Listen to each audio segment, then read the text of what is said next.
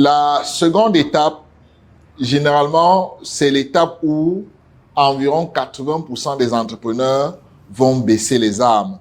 C'est l'étape où 80% des entrepreneurs vont abandonner.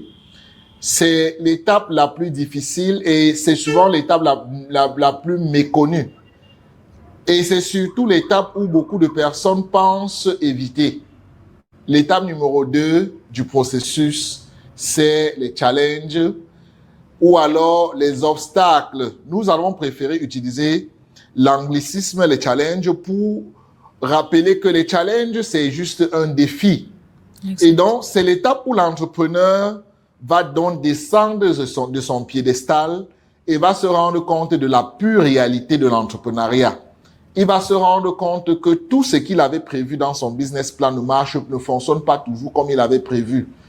Il va se rendre compte que, par exemple, que s'il est en train de bâtir une unité de production ou alors une usine de production, il avait tout prévu sauf prévoir que l'électricité, la capacité d'énergie ne devait pas suffire. Il savait simplement qu'il y a l'énergie électrique dans le pays, mais il ne savait pas que lorsqu'il s'agit d'une unité de production, il faut une capacité dépendant des machines que vous allez implanter dans votre unité de production. Et donc, la première obstacle peut être le fait de se confronter à ce problème électrique. Ça peut être également le problème d'eau. Ça peut être le problème d'administration. Ça peut être le problème d'agrément.